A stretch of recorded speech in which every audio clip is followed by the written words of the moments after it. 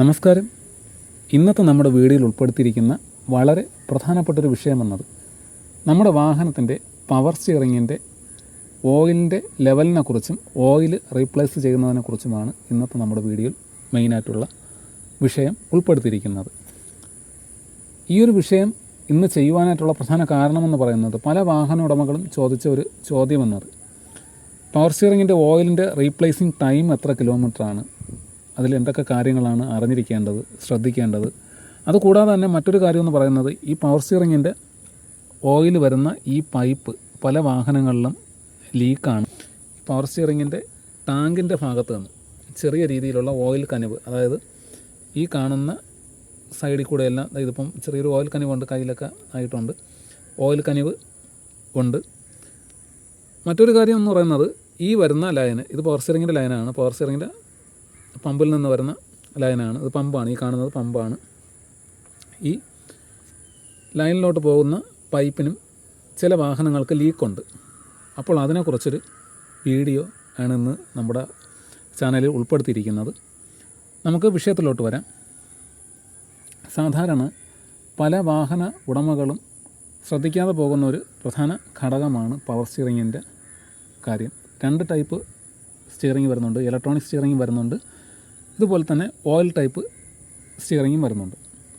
അതിൽ പ്രധാനമായും മനസ്സിലാക്കി വയ്ക്കേണ്ട ഒരു കാര്യമെന്നത് പവർ സ്റ്റിയറിങ്ങിൻ്റെ ഓയിൽ റീപ്ലേസ് ചെയ്യേണ്ട കിലോമീറ്റർ എത്രയാണെന്ന് പലർക്കും അറിയത്തില്ല. പലരും 60,000-ലും 90,000-ലുമൊക്കെയാണ് ചെയ്യുന്നത്. ഇപ്പം ഞാനിപ്പം എൻ്റെ വാഹനത്തിൽ 30,000 കിലോമീറ്റർ ആവുന്ന സമയത്തൊക്കെയാണ് ചെയ്യുന്നത്. 30,000 കിലോമീറ്റർ ആവുന്ന സമയത്ത് ചെയ്യുവാനായിട്ടുള്ള പ്രധാന കാരണം എന്ന് പറയുന്നത് നമ്മുടെ വാഹനം ഒരു പക്ഷേ മഴയത്തോ വെയിലത്തോ അല്ലെങ്കിൽ പൊടിയിലോ ഒക്കെ ഓടുന്ന സമയത്ത് ഈ ഭാഗത്ത് നിന്ന് ചെറിയ രീതിയിലുള്ള കനിവ് വരുവാനായിട്ടുള്ള സാധ്യത കൂടുതലാണ്. പ്രധാനമായും ശ്രദ്ധിക്കേണ്ടത് power steering oil periodically replace ചെയ്യുവാൻ താമസിച്ച് കഴിഞ്ഞാൽ വാഹനത്തിൻ്റെ സ്റ്റിയറിംഗ് ടൈറ്റ് ആവാനായിട്ടുള്ള സാധ്യത കൂടുതലാണ്. പവർ സ്റ്റിയറിങ്ങിൻ്റെ ഓയിൽ പീരിയോഡിക്കലി റീപ്ലേസ് ചെയ്യാതെ വന്നു കഴിഞ്ഞാൽ, അതായത് ഈ കാണുന്ന ഫ്ലൂയിഡ്, അത് ഓയിലാണ്, പവർ സ്റ്റിയറിങ്ങിൻ്റെ ഓയിലാണ്, പവർ സ്റ്റിയറിങ്ങിൻ്റെ ഓയിൽ മുകളിലോട്ട് ഓവർഫ്ലോ ചെയ്യുവാനായിട്ടുള്ള സാധ്യത കൂടുതലാണ്. അതായത് ഇതിൻ്റെ ഉള്ളിലൊരു ഫിൽറ്റർ വരുന്നുണ്ട്, ഈ ഫിൽറ്റർ അടഞ്ഞിട്ട് മുകളിലോട്ട് ഓവർഫ്ലോ ചെയ്യാനായിട്ടുള്ള സാധ്യത വളരെ കൂടുതലാണ്. നേരത്തെ പറഞ്ഞതുപോലെ പീരിയോഡിക്കലി റീപ്ലേസ് ചെയ്തില്ലെങ്കിൽ ഫിൽറ്റർ അടയുമ്പോൾ ഇതിൻ്റെ ഉള്ളിലൂടെയുള്ള, അതായത് ഈ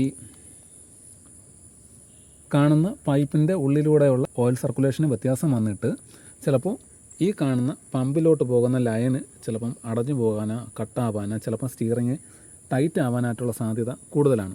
ഈ സ്റ്റിയറിങ് ടൈറ്റ് വരുന്നതെന്ന് പറയുന്നത് നേരത്തെ പറഞ്ഞതുപോലെ സമയാസമയം ഓയിൽ മാറിയില്ലെങ്കിൽ ഈ ഒരു പ്രശ്നമുണ്ട്.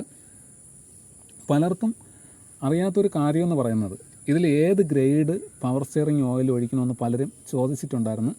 എല്ലാ വാഹനങ്ങളിലും അതിൽ ഏത് ഗ്രേഡ് ഓയിലാണ് ഒഴിക്കേണ്ടതെന്ന് വ്യക്തമായിട്ട് എഴുതിയിട്ടുണ്ട്. ഞാനത് കാണിച്ചു തരാം. ഇതാ ഇതിൽ കോഷൻ എഴുതിയിട്ടുണ്ട്. കോഷൻ എഴുതിയിരിക്കുന്നത് യൂസ് ഓൺലി ATF ഡെക്സ്ട്രോൺ എന്ന് എഴുതിയിട്ടുണ്ട്. ഡെക്സ്ട്രോണിൻ്റെ 3 ഗ്രേഡിൽ വരുന്ന, അതായത് 3ാമത്തെ ഗ്രേഡ് പവർ സ്റ്റിയറിംഗ് ഓയിലാണ് നമ്മുടെ വാഹനത്തിൽ ഒഴിക്കേണ്ടത്, മെയിനായിട്ടും ഒഴിക്കേണ്ടത്. ഈ ഒരു കാര്യം എല്ലാ വാഹന ഉടമകളും പ്രത്യേകം ശ്രദ്ധിക്കണം.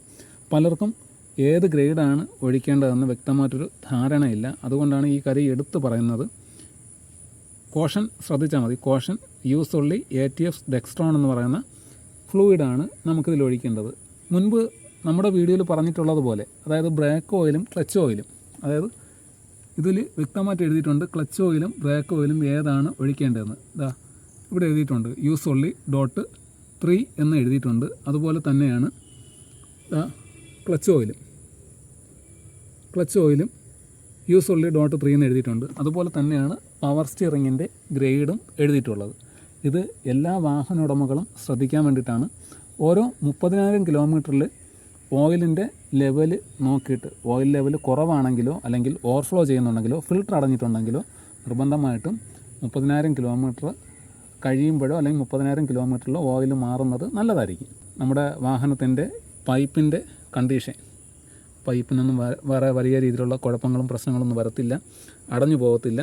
പിന്നെ അതുകൂടാതെ മറ്റൊരു കാര്യം ശ്രദ്ധിക്കേണ്ടത് ഈ കാണുന്നതാണ് പവർ സ്റ്റിയറിങ്ങിൻ്റെ മോട്ടർ. ഈ നേരെ കാണുന്നതാണ് പവർ സ്റ്റിയറിങ്ങിൻ്റെ മോട്ടർ. ഈ മോട്ടറിനും ഒരു രീതിയിലുള്ള പ്രശ്നങ്ങളും വരില്ല പീരിയോഡിക്കലി ഓയിൽ റീപ്ലേസ് ചെയ്ത് കഴിഞ്ഞാൽ. ഓരോ 5000 കിലോമീറ്ററിൽ നമ്മുടെ വാഹനത്തിൻ്റെ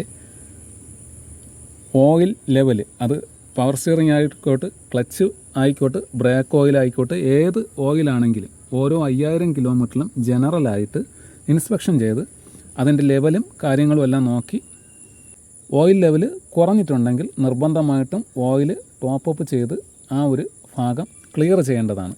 പല വാഹനങ്ങളിലും ഞാൻ കണ്ടിട്ടുള്ളത്, അതായത് പീരിയോഡിക്കലി ഓയിൽ റീപ്ലേസ് ചെയ്യാതെ വരികയാണെങ്കിൽ, അതായത് ഏത് വാഹനമാണെങ്കിൽ കൂടിയും പീരിയോഡിക്കലി ഓയിൽ റീപ്ലേസ് ചെയ്യാതെ വരുമ്പോൾ ഈ ഓയിൽ തിളയ്ക്കുന്ന രൂപത്തിൽ വാഹനം സ്റ്റാർട്ട് ചെയ്യുമ്പോൾ തന്നെ പവർ സ്റ്റിയറിങ്ങിൻ്റെ പമ്പ്, ഈ കാണുന്നതാണ് പവർ സ്റ്റിയറിങ്ങിൻ്റെ പമ്പ്.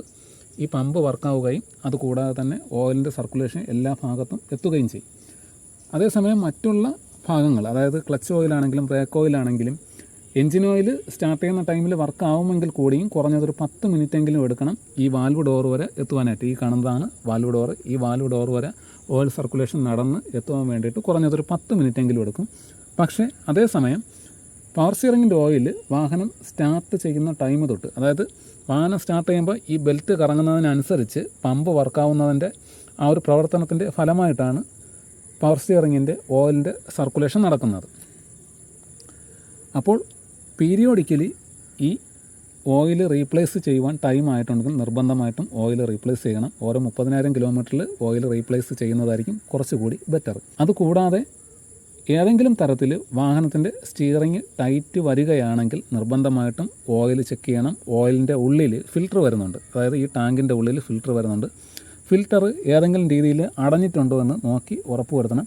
അടഞ്ഞിട്ടുണ്ടെങ്കിൽ നിർബന്ധമായിട്ടും ഫ്ലൂയിഡ് റീപ്ലേസ് ചെയ്യണം. ഫിൽറ്റർ ക്ലീൻ ചെയ്തതിന് ശേഷം മാത്രം പുതിയ ഫ്ലൂയിഡ് എന്ന് ഉദ്ദേശിച്ചത് ഓയിലാണ്, പവർ സ്റ്റിയറിങ്ങിൻ്റെ ഓയിലാണ്. പവർ സ്റ്റിയറിങ്ങിൻ്റെ ഓയിൽ റീപ്ലേസ് ചെയ്ത് പുതിയത് ടോപ്പപ്പ് വെച്ച് ചെയ്യുവാനായിട്ട് ശ്രദ്ധിക്കണം.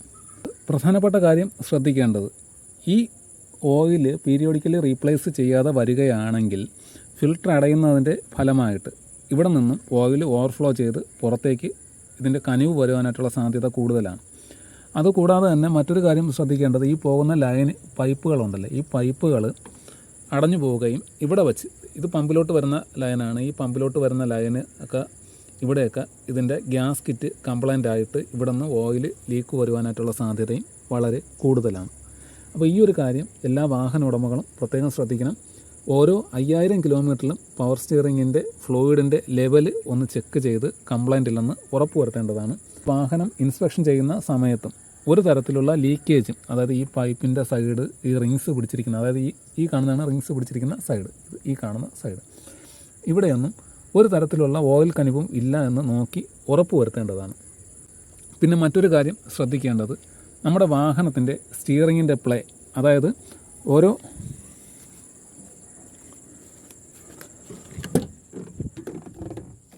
ഇതാണ്, ഇപ്പം വാഹനം സ്റ്റാർട്ടല്ല, ഇത് സ്റ്റിയറിങ്ങിൻ്റെ പ്ലേ ഒന്ന് ശ്രദ്ധിക്കുന്നത് നല്ലതായിരിക്കും. ഇതൊരു അല്പം പ്ലേ ഉള്ളതാണ്. ഇതുപോലത്തെ പ്ലേ എന്തെങ്കിലും, അതായത് ഈ കാണുന്ന രീതിയിലല്ലാതെ വേറെ ഏതെങ്കിലും തരത്തിൽ സ്റ്റിയറിങ്ങിന് പ്ലേ ഉണ്ടോ ഇല്ലേ എന്ന് നോക്കി ഉറപ്പ് വരുത്തണം. അതായത് ജനറലായിട്ട് ചെക്ക് ചെയ്യുന്ന സമയത്ത് ഈ കാര്യങ്ങളും നിങ്ങളൊന്ന് ശ്രദ്ധിക്കണം. പിന്നെ അതുകൂടാതെ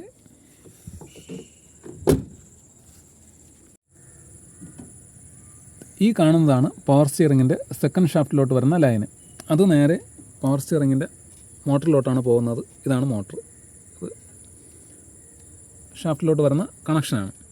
അപ്പോൾ ഈ ഒരു കണക്ഷനും ഈ സെക്കൻഡ് ഷാഫ്റ്റിനും ഒരു തരത്തിലുള്ള പ്ലേയും ഇല്ലെന്ന് നോക്കി ഉറപ്പ് വരുത്തേണ്ടതാണ്. അത് പലരും ഈ പവർ സ്റ്റിയറിങ്ങിൻ്റെ സെക്കൻഡ് ഷാഫ്റ്റ് ഡ്യൂപ്ലിക്കേറ്റ് വാങ്ങിച്ചിടാറുണ്ട്. ഡ്യൂപ്ലിക്കേറ്റ് വാങ്ങിച്ചിടുന്ന സമയത്ത് കട്ടറിലൊക്കെ വീഴുന്ന സമയത്ത് ചിലപ്പം ഈ വരുന്ന പോർഷൻ, അതായത് ഈ കാണുന്ന, കാണിച്ച് തരാൻ പറ്റുമെന്ന് അറിഞ്ഞൂടാ, ഈ വിരൽ വച്ചിരിക്കുന്ന ഈ പോർഷൻ, ഈ കാണുന്ന പോർഷൻ, ഇവിടെ പ്ലേ വന്നിട്ട് അത് തകരാറ് വരാനായിട്ടുള്ള സാധ്യതയും കൂടുതലാണ്. അപ്പോൾ ഈ ഒരു കാര്യം പ്രത്യേകം ശ്രദ്ധിക്കണം. പരമാവധി ഒറിജിനൽ സ്പെയർ തന്നെ വാങ്ങിച്ചിടുവാനായിട്ട് ശ്രദ്ധിക്കണം. ഏകദേശം 6500 രൂപയോളം വിലയുണ്ട് ഈ സെക്കൻഡ് ഷാഫ്റ്റിന്. ഈ സെക്കൻഡ് ഷാഫ്റ്റ് കൂടാതെ റാക്ക് ആൻഡ് പിനിയൻ വരുന്നുണ്ട്. ചില വാഹനങ്ങൾക്ക് ഈ ഷാഫ്റ്റ് കൂടാതെ ഡയറക്റ്റ് റാക്ക് ആൻഡ് പിനിയനായിട്ടാണ് ചില വാഹനങ്ങൾക്ക് വരുന്നത്. അത് സൈലോ പോലുള്ള വാഹനങ്ങൾക്കെല്ലാം റാക്ക് ആൻഡ് പിനിയനാണ് വരുന്നത്. അപ്പോൾ അങ്ങനെ വരുമ്പോഴും പീരിയോഡിക്കലി പവർ സ്റ്റിയറിങ്ങിൻ്റെ ഓയിൽ മാറിയില്ലെങ്കിൽ സ്റ്റിയറിങ് ടൈറ്റ് ആവാനും അതുകൂടാതെ തന്നെ നമ്മൾ വാഹനം നിർത്തി തിരിക്കുന്ന സമയത്ത് ഇത്തിരി ബുദ്ധിമുട്ട് അനുഭവപ്പെടാനും സാധ്യത വളരെ കൂടുതലാണ്. പവർ സ്റ്റിയറിങ്ങിൻ്റെ ഓയിൽ പീരിയോഡിക്കലി മാറി എന്ന് കരുതിയിട്ട് ഒരിക്കലും ടൈറ്റ് വരാതിരിക്കില്ല. അതിൽ ശ്രദ്ധിക്കേണ്ട മറ്റൊരു കാര്യം എന്ന് വെച്ച് കഴിഞ്ഞാൽ നമ്മുടെ വാഹനത്തിൻ്റെ സസ്പെൻഷൻ പാർട്സുകൾ ബുഷിന് ഏതെങ്കിലും രീതിയിലുള്ള തേയ്മാനം കൂടുതൽ വന്നാലും ഈ ഒരു വിഷയം വരുവാനായിട്ടുള്ള സാധ്യതയും തള്ളിക്കളയാൻ പറ്റില്ല. അപ്പോൾ ഈ ഒരു കാര്യം എല്ലാ വാഹന ഉടമകളും പ്രത്യേകം ഒന്ന് ശ്രദ്ധിക്കുന്നത് നല്ലതായിരിക്കും. പ്രധാനമായും ഈ പറഞ്ഞ ഓയിൽ ലെവലിൻ്റെ കാര്യം, പവർ സ്റ്റിയറിങ്ങിൻ്റെ ഓയിൽ ലെവലിൻ്റെ കാര്യം എല്ലാവരും ഒന്ന് അറിഞ്ഞിരിക്കുന്നതും ശ്രദ്ധിക്കുന്നതും നല്ലതായിരിക്കും.